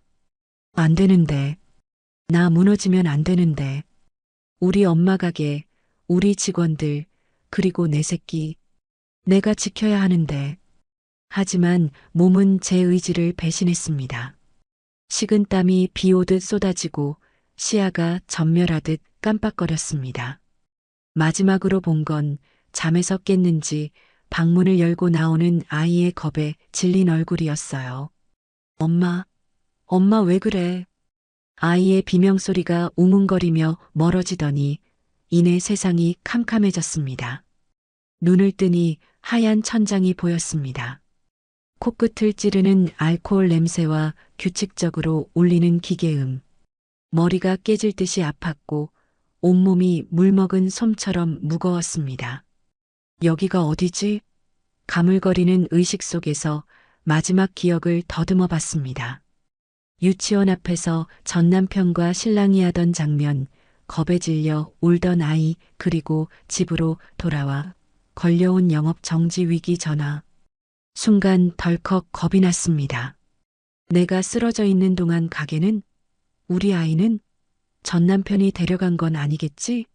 불안감에 링거 바늘이 꽂힌 손을 허우적거리며 몸을 일으키려는데 누군가 제 어깨를 단단히 눌렀습니다. 가만히 있어라. 링거 빠진다. 익숙하고 거친 목소리. 고개를 돌려보니 친정엄마가 침대 옆 의자에 앉아 사과를 깎고 계셨습니다. 평소와 다름없는 무뚝뚝한 표정이었지만 눈가는 붉게 충혈되어 있었죠. 엄마, 나 얼마나 잤어? 가게는? 애는? 제가 쉰 목소리로 다급하게 묻자 엄마는 깎은 사과 한 조각을 제 입에 넣어주시며 덤덤하게 말씀하셨습니다. 이틀 꼬박 잤다. 애는 아빠가 유치원 보내고 잘 돌보고 있으니까 걱정 말고 가게 걱정도 하덜덜 말아라. 엄마가 다 해결해놨다. 해결? 어떻게? 우리 가게 어떻게? 그러니까 정신 똑바로 차리란 말이다. 네가 쓰러져 자는 동안 엄마가 놀고만 있었겠냐? 그깟 놈들, 엄마 손바닥 아니다. 엄마는 품에서 서류 봉투 하나를 꺼내 침대 위에 던져주셨습니다. 봉투 안에는 USB 하나와 몇 장의 사진, 그리고 녹취록이 들어 있었습니다. 떨리는 손으로 내용을 확인하던 저는 입을 다물 수가 없었습니다. 그 안에는 제가 상상조차 못했던 반전의 증거들이 담겨 있었거든요. 사건의 전말은 이러했습니다. 제가 쓰러진 직후 엄마는 직원들을 불러 모아 그날의 CCTV를 이잡듯 뒤지기 시작하셨어요. 엄마는 평생 장사를 해오신 분입니다. 진상 손님, 경쟁 가게의 견제, 별의별 꼴을 다 겪어보신 베테랑이시죠. 엄마의 촉은 정확했습니다. 식중독 신고가 들어온 날 유독 수상한 행동을 하는 알바생 하나가 CCTV에 포착된 겁니다. 주방 구석에서 몰래 핸드폰을 만지작거리고 식자재 보관함 뚜껑을 열어놓고 두리번거리는 모습. 결정적으로 쓰레기통에 버려진 유통기한 지난 우유팩을 몰래 꺼내 식재료통에 섞어 넣는 장면이 고화질로 딱 찍혀 있었습니다. 엄마는 그 길로 알바생을 따로 불러냈습니다.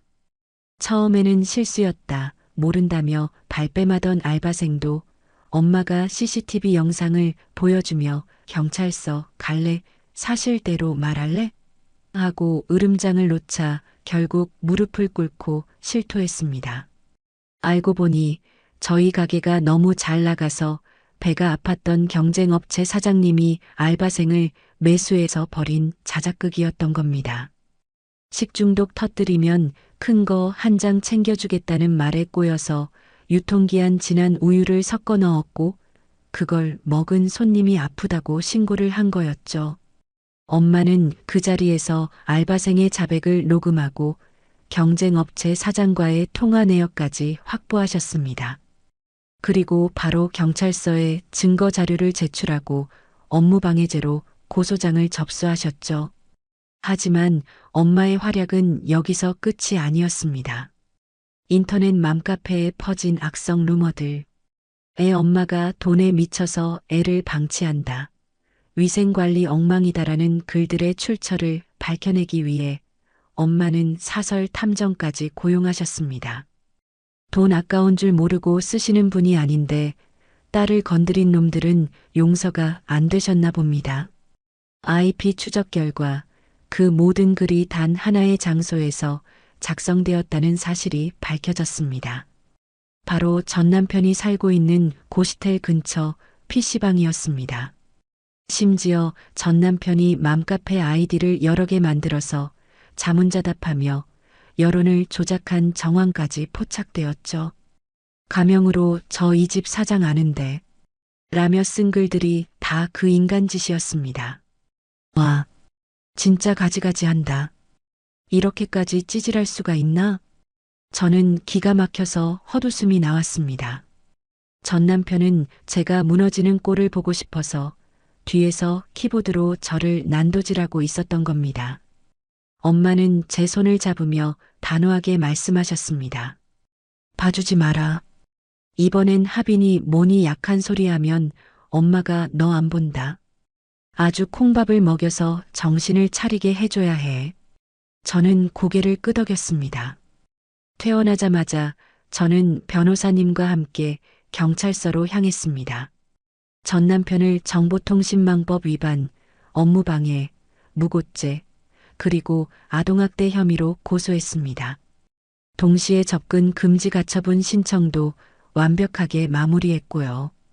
경찰 조사를 받으러 온 전 남편의 꼴은 정말이지 가관이었습니다.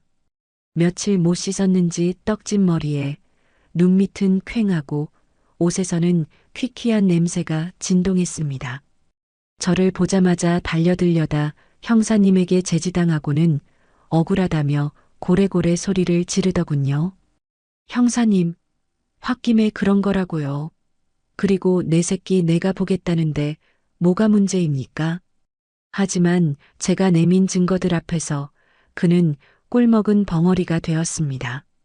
CCTV 영상, 맘카페 IP 추적 결과, 그리고 알바생의 자백 진술서, 모든 것이 그를 가리키고 있었습니다. 형사님이 증거가 이렇게 명백한데 계속 부인하실 겁니까? 구속수사 원하세요? 라고 묻자 전 남편은 그제야 고개를 푹 숙이고 기어들어가는 목소리로 자백했습니다.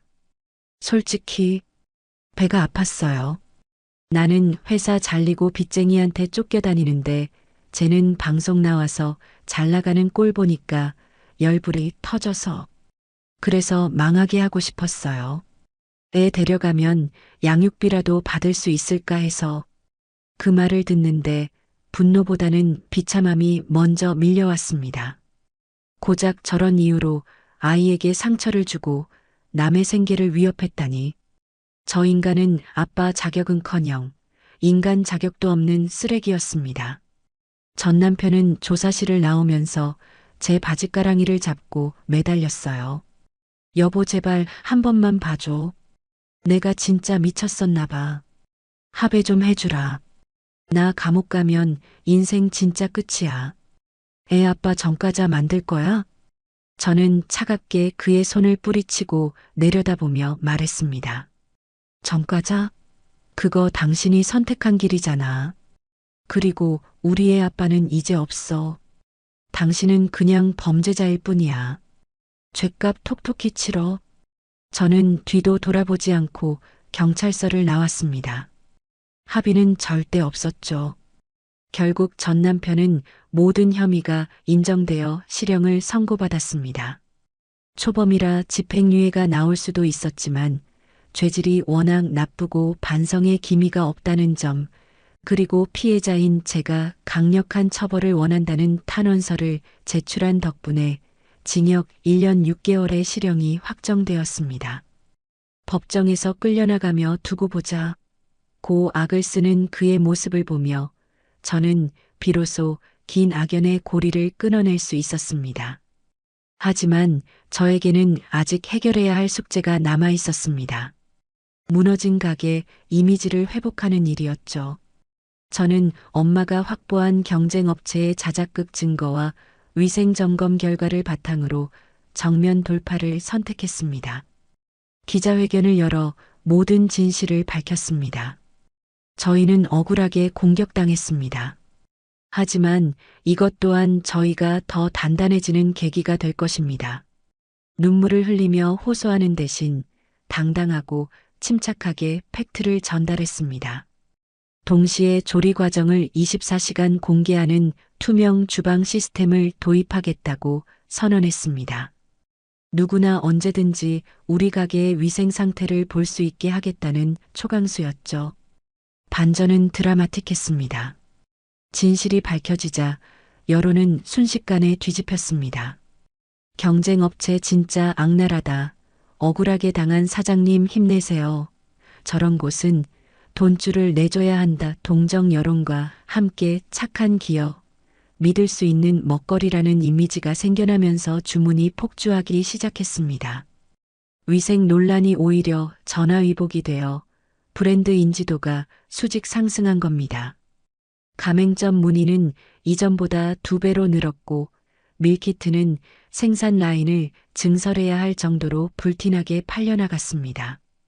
1호점 점주님도 대표님 역시 믿고 따르길 잘했습니다. 라며 감격의 눈물을 흘리셨고요. 저는 이 모든 공을 엄마에게 돌렸습니다. 엄마가 아니었다면 저는 쓰러진 채로 모든 걸 잃었을지도 모릅니다. 엄마는 내가 뭐 한 게 있냐? 다 네 복이다. 라며 쑥스러워하셨지만 저는 압니다. 저의 가장 든든한 백이자 멘토는 바로 엄마라는 걸요.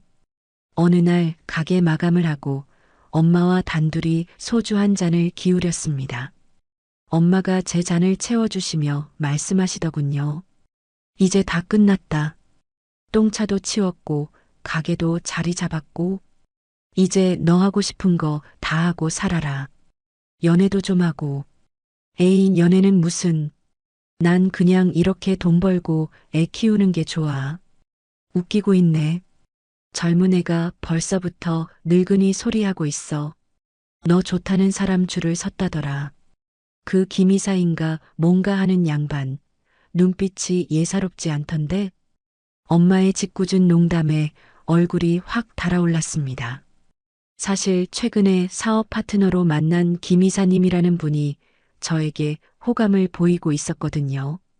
능력 있고 다정하고 무엇보다 제 과거를 다 알고도 대표님 그 자체로 멋지다고 말해주는 사람. 전 남편 때문에 닫혔던 마음의 문이 그 사람 앞에서 조금씩 열리고 있는 걸 느끼고 있었습니다. 하지만 아직은 두려움이 앞섰는데 엄마의 응원을 들으니 용기가 생기더군요. 엄마, 나 진짜 행복해져도 될까? 그럼, 되고 말고. 넌 충분히 그럴 자격 있다. 그동안 고생한 거 다 보상받아야지. 엄마와 저는 건배를 하며 환하게 웃었습니다. 쓰디 쓴 소주가 그날따라 달게 느껴졌습니다. 비 온 뒤에 땅이 굳는다고 하죠.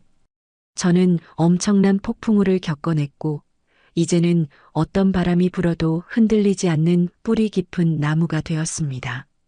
전 남편은 차가운 감옥 바닥에서 후회하고 있을지 몰라도 저는 따뜻한 햇살 아래서 새로운 꿈을 꾸고 있었어요. 죽을 것만 같았던 그 모든 일들이 지나고 어느덧 몇 년이라는 세월이 훌쩍 흘렀네요. 저는 거실 통유리창 너머로 한강이 내려다 보이는 제 명의로 된 새 아파트에 입주했습니다. 아침 햇살이 강물에 부서져 반짝이는 걸 보고 있으면 가끔은 이게 꿈인가 싶어 제 볼을 꼬집어 보곤 해요. 하지만 꿈이 아닙니다. 이 넓고 안락한 집, 여유로운 아침, 그리고 무엇보다 제 마음속에 가득 찬 평화.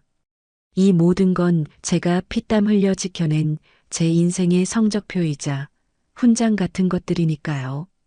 가게는 이제 제가 손을 대지 않아도 시스템이 알아서 돌아갈 정도로 안정되었습니다. 전국의 가맹점이 50개가 넘었고 밀키트는 대형마트와 홈쇼핑까지 진출해서 그야말로 없어서 못 파는 효자 상품이 되었죠.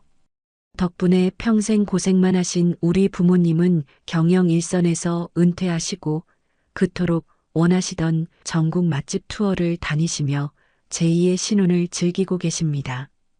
가끔 엄마한테 전화가 오면 수화기 너머로 들리는 파도 소리, 웃음소리에 저까지 덩달아 행복해지곤 합니다. 엄마, 거기 좋아?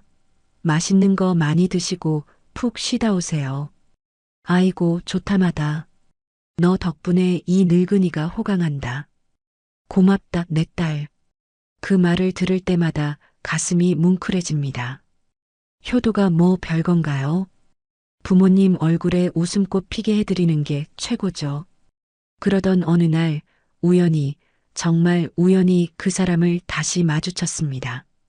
주말이라 아이와 함께 쇼핑을 하러 백화점에 갔을 때였어요. 발렛 파킹을 맡기려고 차를 세웠는데 제 차 문을 열어주는 직원의 손이 왠지 낯익더라고요. 거칠고 투박한 손. 무심코 고개를 들어 직원의 얼굴을 본 순간 저는 숨이 턱 막히는 줄 알았습니다. 거기엔 낡은 유니폼을 입고 땀을 뻘뻘 흘리고 있는 전 남편이 서 있었거든요. 처음엔 못 알아볼 뻔했습니다. 그 빳빳하던 셔츠에 명품 시계를 차고 거들먹거리던 모습은 온데간데 없고 햇빛에 그을려 새카매진 얼굴에 주름이 자글자글한 중년의 남자가 서 있었으니까요. 머리숱도 휑하니 빠져서 훨씬 더 늙어 보이더군요. 전 남편도 저를 알아봤는지 차 키를 받으려다 말고 동작을 멈췄습니다. 그의 눈동자가 심하게 흔들렸습니다. 제 얼굴을 보고 그리고 제가 타고 온 벤츠를 보고 다시 제 얼굴을 번갈아 보더군요. 입술이 파르르 떨리는 게 보였습니다. 여보. 그가 뭔가 말을 하려는 듯 엉거주춤 다가오는데 그때 뒷좌석 문이 열리고 우리 아이가 내렸습니다. 엄마, 나 배고파. 빨리 밥 먹으러 가자. 어느새 훌쩍 커서 초등학생이 된 아들이 제 손을 잡으며 보챘습니다. 전 남편은 아이를 보자마자 얼어붙은 듯 굳어버렸습니다. 자신이 버리려고 했던 양육비 아깝다고 꼼수 부리다 뺏길 뻔했던 그 아이. 구김살 없이 밝고 건강하게 자란 그리고 머리부터 발끝까지 좋은 옷을 입고 귀티가 흐르는 아이를 보자 차마 아는 척을 못하겠는지 고개를 푹 숙이더군요. 자신의 초라한 모습과 너무나 비교가 되었겠죠. 그 순간 저는 그에게 일말의 동정심조차 들지 않았습니다. 화도 나지 않았고요. 그저 저 사람은 이제 내 인생에서 아무런 의미가 없는 먼지 같은 존재구나 하는 생각뿐이었습니다. 저는 그를 투명 인간 취급하며 차 키를 건네주고는 아이 손을 잡고 돌아섰습니다. 가자, 아들. 맛있는 거 먹으러. 등 뒤에서 전 남편의 한숨 소리가 들리는 것 같았지만 저는 뒤도 돌아보지 않았습니다. 엘리베이터에 타서 거울을 보니 제 얼굴이 그 어느 때보다 편안해 보이더라고요. 그게 우리의 마지막이었습니다. 아마 그는 평생 그 주차장에서 남의 차 문이나 열어주며 자신이 놓친 복을 곱씹으며 후회 속에 살아가겠죠. 그게 그에게 내려진 가장 잔인하고도 공평한 형벌일 테니까요. 제 아이는 학교에서 우리 엄마가 세상에서 제일 멋있다고 자랑하고 다닌답니다. 친구들이 너네 엄마 TV 나왔잖아. 우리 집도 너네 가게 밀키트 먹는데 진짜 맛있어. 라고 하면 어깨가 으쓱해진대요. 이혼 가정의 아이라 기죽을까봐 걱정했던 건 기우였습니다. 오히려 엄마가 당당하게 일하고 사랑해주니까 아이도 자존감 높고 밝은 아이로 자라주더군요. 어제는 아이가 그림 일기장을 보여주는데 장래 희망칸에 엄마처럼 훌륭한 사장님이 되는 것이라고 써놨더라고요. 그걸 보고 혼자 몰래 눈물을 훔쳤습니다. 내가 잘못 산 게 아니구나. 내 선택이 옳았구나. 아이가 증명해 주는 것 같아서요. 그리고 제게도 조심스럽지만 새로운 봄이 찾아오고 있습니다. 사업 파트너로 만난 김 이사님. 저보다 5살이나 어린 연하남이지만 생각 깊고 배려심 많은 그 사람이 요즘 자꾸 제 마음을 두드리네요. 처음엔 저는 한 번 다녀왔고 아이도 있어요. 감당하실 수 있겠어요? 라며 밀어냈습니다. 상처받는 게 두려웠거든요. 하지만 그는 웃으며 이렇게 말해주더군요. 대표님의 과거는 훈장 같은 거잖아요. 그렇게 치열하게 살아오셨으니까 지금의 멋진 대표님이 있는 거고요. 저는 아이 있는 것도 좋아요. 둘 다 제가 지켜주고 싶어요. 그 진심 어린 눈빛에 굳게 닫혔던 제 마음의 빗장이 조금씩 풀리는 걸 느낍니다. 아직 결혼까지는 모르겠지만 적어도 이제는 누군가에게 기대어 밥 한 끼, 차 한 잔 마시는 여유는 즐겨보려고 합니다. 엄마 말씀대로 저도 행복해질 자격 충분히 있으니까요. 여러분, 혹시 지금 어딘가에서 숨죽여 울고 계시진 않나요? 내가 참으면 다 해결되겠지. 아이 때문에 어쩔 수 없어 하며 부당한 대우를 참고 계신 분들이 있다면 감히 말씀드리고 싶습니다. 참지 마세요. 당신의 인생은 오롯이 당신의 것입니다. 누군가의 아내, 며느리, 엄마이기 전에 당신은 세상에서 가장 소중한 나 자신입니다. 저를 보세요. 가진 것 하나 없고 나이 먹고 이혼녀의 경력 단절까지 됐던 저도 이렇게 해냈잖아요. 바닥을 쳤다는 건 이제 박차고 올라갈 일만 남았다는 뜻입니다. 두려워하지 말고 한 발짝만 내디뎌 보세요. 그 한 걸음이 당신의 인생을 송두리째 바꿔놓을 기적이 될지 누가 알겠어요? 제 이야기가 당신에게 작은 불씨가 되었기를 바라며 저는 이만 물러가겠습니다. 네, 오늘 들려드린 이야기 어떠셨나요? 사랑과 믿음으로 시작한 결혼 생활이 차가운 계산기로 변해버렸을 때 그 참담함은 감히 상상조차 하기 힘든데요. 하지만 우리 주인공님은 그 아픔에 무너지지 않고 오히려 보란 듯이 자신을 증명해 보이셨습니다. 특히 마지막 둘의 재회 장면은 정말 많은 생각을 하게 만드네요. 화려한 복수보다 더 무서운 건 상대방이 내 인생에서 아무런 의미도 없는 먼지 같은 존재가 되었다는 무관심이 아닐까 싶습니다. 가장 밑바닥에서 다시 시작해 스스로 빛나는 별이 된 주인공님의 용기에 저절로 고개가 숙어집니다. 혹시 지금 힘든 시간을 보내고 계신 분들이 있다면 오늘 사연이 나도 다시 일어설 수 있다는 작은 희망의 불씨가 되었기를 바랍니다. 당신의 인생은 아직 끝나지 않았습니다. 이제부터가 진짜 시작이니까요.